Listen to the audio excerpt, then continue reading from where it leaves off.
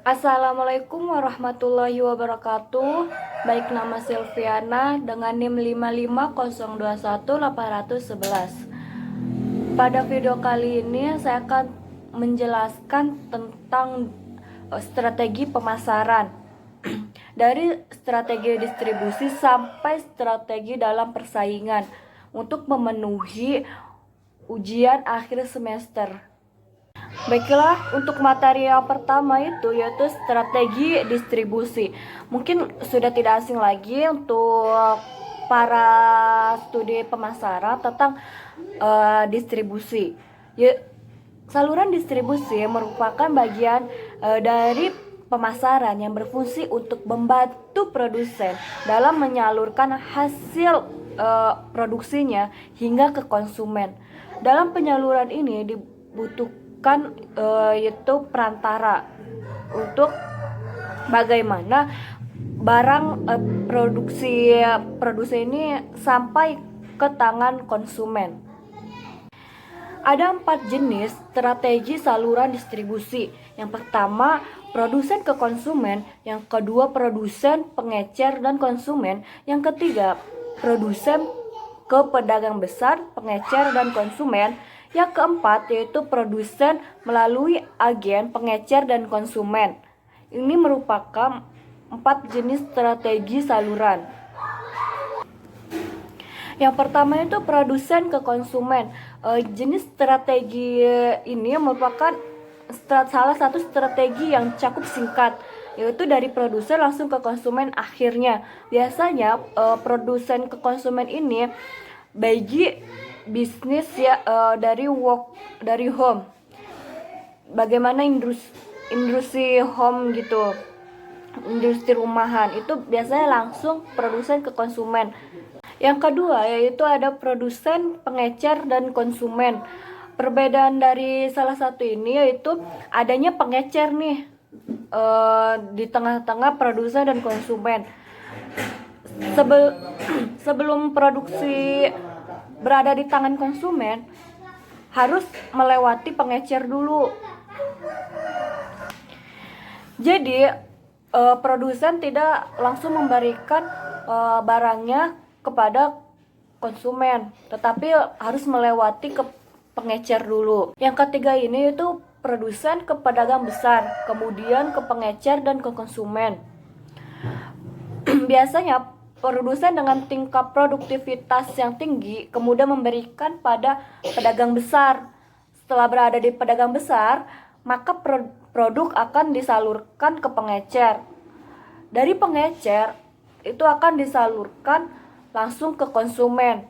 Sebenarnya sama aja dengan produsen, pengecer, dan konsumen, cuman bedanya itu ada melalui pedagang besar sebelum berada di tangan pengecer. Yang keempat yaitu produsen melalui agen, pengecer, dan konsumen, di mana strategi ini produsen menggunakan agen yang dipilih. Jadi produsen tidak asal memilih agen. Biasanya setelah produk sampai di tangan agen, maka akan mencari pengecernya yang tepat untuk menjadi penyalur. Jadi dari setelah produsen memilih agen yang dipilihnya, si agen juga akan memilih pengecer yang dipilihnya sebagai penyalurnya. Mungkin untuk proses penyaluran distribusi ini yang cukup efektif dalam memasarkan produknya ya. Jadi ini juga akan memberikan dampak serta hasil yang efektif juga. Setelah kita mengetahui tentang jenis-jenis strategi distribusi, selanjutnya itu ada strategi cakupan saluran distribusi. Ini dibagi menjadi 3. Yang pertama ada distribusi intensif, yang kedua ada distribusi selektif, dan yang ketiga ada distribusi eksklusif. Yang pertama itu distribusi intensif, yang dimana strategi ini dilakukan oleh produsen untuk barang kebutuhan sehari-hari dan bahan-bahan mentah atau barang konvenen. Perusahaan menggunakan penyalur, terutama pengecer sebanyak-banyaknya untuk mendekati dan mencapai konsumen. dengan cara menimbun penyediaan barang sebanyak mungkin di toko-toko, termasuk distribusi intensif juga. Kayak misalnya kita menjual rokok di seluruh tempat melalui pengecer dengan yang lebih dari 1 juta untuk menciptakan sebuah merek supaya dapat dikenal dan mudah didapatkan, apalagi untuk di tempat yang sulit dijangkau. Yang kedua itu ada distribusi selektif, yang dimana strateginya dilakukan produsen dengan menggunakan beberapa orang perantara yang bersedia menjual produk-produk tertentu. Dengan menggunakan strategi ini, perusahaan tidak memerlukan banyak tenaga kerja untuk menjaga toko, sehingga keuntungan yang diperoleh bisa besar. Biasanya saluran ini dipakai untuk memasarkan produk baru, barang shopping atau barang yang spesial, dan barang industri jenis aksesoris equipment. Karena dengan menggunakan selektif ini, dia akan meraih ruang lingkup pasar yang cukup besar dengan pengawasan yang lebih baik dengan biaya yang sedikit. Yang ketiga yaitu ada distribusi eksklusif, di mana strategi ini dilakukan oleh produsen dengan cara melimpahkan hak-hak eksklusif kepada sejumlah penyalur untuk mendistribusikan sebuah produk dalam wilayah mereka sendiri. Agar para penyalur tidak bersaing, jadi produsen atau penyedia hanya menjual produknya kepada satu pedagang atau satu pengecer. Oke, setelah mengetahui strategi cakupan saluran distribusi yang dijelaskan sebelumnya, sekarang yaitu tentang bagaimana sih cara mengimplementasi strategi distribusinya. Saya di sini mengambil contoh tentang hijab deals. Produknya itu kan hijab deals. Kita pilih nih jenis distribusinya dari 4 distribusi yang tadi yang dijelaskan, yaitu tentang produsen ke konsumen atau produsen pengecer dan ke konsumen. Yang ketiga ada produsen ke pedagang besar, kemudian pengecer dan konsumen, atau produsen melalui agen pengecer dan konsumen. Untuk hijab deals ini kan dia berlokasi di Kota Serang. Dari hijab deals ini ingin mengembangkan distribusi hijabnya bukan cuma hanya di Kota Serang saja, tetapi di luar Banten. Dalam pemilihan jenis distribusinya, hijab deals ini memilih untuk produsen ke konsumen dan produsen pengecer dan ke konsumen. Kenapa pilih produsen pengecer dan ke konsumen? Karena hijab deals ini ingin targetannya bukan hanya di Kota Serang, tetapi di luar Kota Serang, bahkan di luar Banten sendiri. Setelah menentukan jenis distribusinya, yaitu menentukan strategi cakupan saluran distribusi yang 3 dijelaskan tadi. Ada distribusi intensif, distribusi selektif, dan distribusi eksklusif. Hijab deals ini memilih untuk distribusi selektif karena dengan distribusi selektif ini yaitu produsen dengan menggunakan beberapa orang perantara yang bersedia menjual produk-produk tertentu. Berarti di sini produsen hijab deals memilih nih beberapa orang perantara untuk bersedia menjualkan hijab dealsnya. Baik itu untuk implementasi dari strategi pemasaran distribusi. Mohon maaf, implementasi dari strategi distribusi. Materi yang kedua yaitu strategi komunikasi terintegrasi. Di dalam komunikasi terintegrasi itu ada bauran promosi, yang dimana itu dibagi menjadi periklanan, promosi penjualan, hubungan masyarakat, penjualan personal, dan penjualan langsung. Untuk pengertian komunikasi terintegrasi sendiri, yaitu Komunikasi pemasaran terintegrasi adalah mengintegrasikan dan mengkoordinasikan berbagai saluran komunikasi perusahaan untuk menghantarkan pesan yang jelas, konsisten, dan menarik tentang organisasi dan produknya. Komunikasi pemasaran terintegrasi dibagi menjadi 3. Yang pertama, ruang lingkup komunikasi pemasaran baru. Yang kedua, ada perubahan model komunikasi pemasaran. Yang ketiga, ada kebutuhan akan komunikasi pemasaran terintegrasi. Kebutuhan akan komunikasi pemasaran terintegrasi. Adapun langkah-langkah dalam mengembangkan komunikasi efektif. Yang pertama, ada yang mengidentifikasi pasar sasaran. Yang kedua, ada menentukan tujuan komunikasi. Yang ketiga, merancang pesan. Yang keempat, memilih media untuk mengirim pesan. Yang kelima, ada memilih sumber pesan. Yang keenam, ada pengumpulan umpan balik. Yang selanjutnya itu cara mengimplementasikan strategi komunikasi terintegrasi dari langkah-langkah komunikasi efektif. Yang pertama, ada cara mengidentifikasi pasar sasaran. Jadi kita harus menentukan nih target sasaran kita apa. Misalkan hijab deals, menentukan target pasar sasarannya itu orang atau kelompok dari usia remaja hingga usia dewasa. Dari umur 16 tahun sampai umur 40 tahun. Itu untuk targetan dari pasar sasaran hijab. Yang kedua yaitu menentukan tujuan komunikasi. Untuk hijab deals ini, menentukan tujuannya yaitu untuk memberi pengetahuan kepada konsumen bahwa adanya produk dari hijab deals, dan untuk memberikan pengetahuan kepada konsumen barang-barang atau produk baru dari hijab deals, dan untuk melakukan pembelian. Jadi ada 2 nih untuk hijab deals tersendiri, yaitu yang pertama ada pengetahuan dan yang kedua ada pembelian.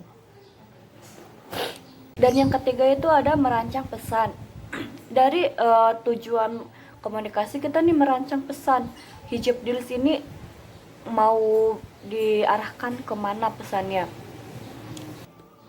Dalam merancang pesan, bagaimana pesan dari promosi atau iklan hijab deals ini sampai kepada konsumen dengan jelas, tanpa terbelit-belit, tanpa menghilangkan isi dari pesannya tersebut. Dan yang keempat ada memilih media. Media ini ada 2, saluran komunikasi pribadi dan saluran komunikasi non pribadi. Untuk hijab deals sendiri itu menggunakan kedua-duanya.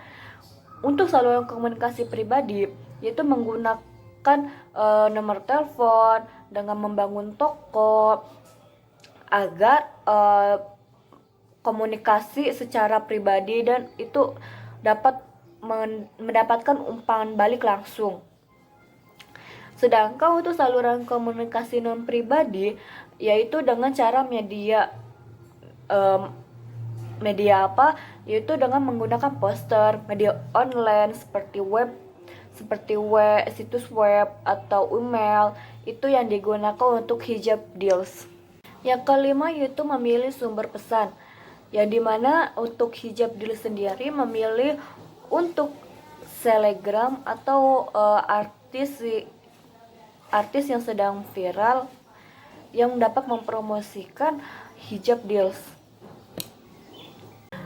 Untuk materi yang ketiga yaitu strategi branding.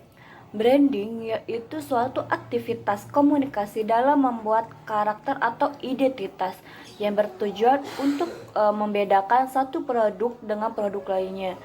Branding diperlukan untuk menciptakan atau mempertahankan image produk pada konsumen. Ketika image dari brand sudah kuat, maka kepercayaan konsumen akan melekat pada suatu produk tersebut. Jadi untuk bagaimana nih untuk hijab deals ini membangun brandingnya? Bagaimana sih cara untuk mengimplementasikan strategi uh, branding ini? Yaitu dengan menggunakan logo yang sesuai, dengan menggunakan logo hijab deals yang didesain dengan menarik. Bagaimana agar konsumen ini melihat logo dari hijab dealsnya ini, agar dapat mengingat bahwa hijab deals ini ada loh, dan pesan yang disampaikan. Untuk tagline sendiri yaitu lembut, halus, dapat diatur, dan elegan. Itu tagline dari hijab deals sendiri. Dalam pengemasannya juga itu harus didesain dengan semenarik mungkin agar selalu diingat oleh konsumen. Selain itu juga dapat membedakan dari produk hijab deals dengan produk hijab-hijab yang lainnya itu.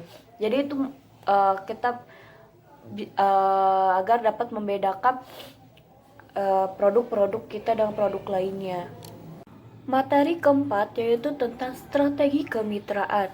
Pengertian dari strategi kemitraannya itu partnership berasal kata dari partner, yaitu berarti pasangan, sekutu atau companion. Jadi kemitraan dapat dimaknai sebagai suatu bentuk persekutuan antara dua pihak atau lebih yang membentuk suatu ikatan kerjasama di satu bidang usaha tertentu atau tujuan tertentu, sehingga dapat memperoleh manfaat atau hasil yang lebih baik. Asas kemitraan yaitu ada subsidiaritas, ada asosial sukarela, ada keuntungan timbal balik, ada asas kebersamaan, dan asas desentralisasi.